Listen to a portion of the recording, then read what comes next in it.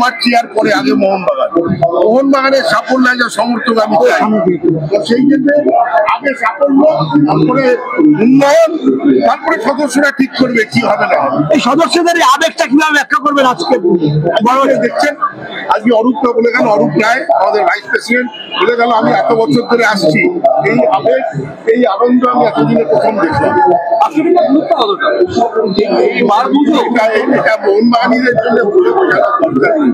আজকের দিনের গুরুত্ব শুধু পার্কগুলো নয়, আমরা শপথ নিই যে পরের সিজনেও এই সফলভাবে যাতে আমরা এটা চালাতে পারি। সেই জন্য ভগবানের কাছে আশীর্বাদ।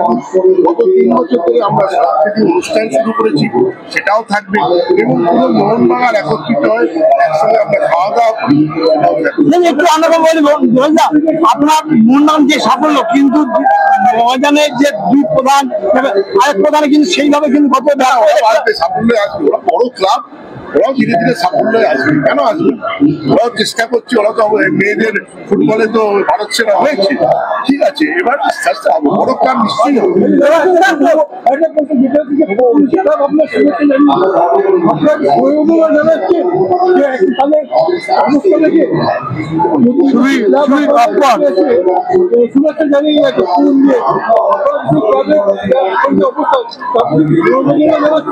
না, প্রশ্নই নেই। ওদের প্রতি সম্মান, ওদের প্রতি আমাদের শ্রদ্ধা একই থাকবে। ফল দেখুন, 70 থেকে 75 তো মোহনবাগানের খারাপ অবস্থা ছিল, ওদের প্রায় 5-7 বছর ধরে এটা চলছে। তার বলে কি কালকে ঘুরে আসবে না? নিশ্চয়ই ঘুরে আসবে। মোহনবাগান ইস্টবেঙ্গল কারণ সমবেদনার প্রাপ্য নয়, মোহনবাগান ইস্টবেঙ্গল অনেক ওপরে, এটাকে ছোট করে দেখার কোনো কারণ নেই। আমি বলেই দিয়েছি অলরেডি, এই নিয়ে বারবার বলতে চাই না। আমাদের RFDL আপনারা জানেন না, জানি না, আমরা সেখানেও চ্যাম্পিয়ন। এখন মোহনবাগান চ্যাম্পিয়ন, তারা তার নিচে হচ্ছে না, সেই টিমটাকে আমরা সুযোগ দেবো সুপার কাপ খেলার জন্য। ওকে ওকে, জয় মোহনবাগান।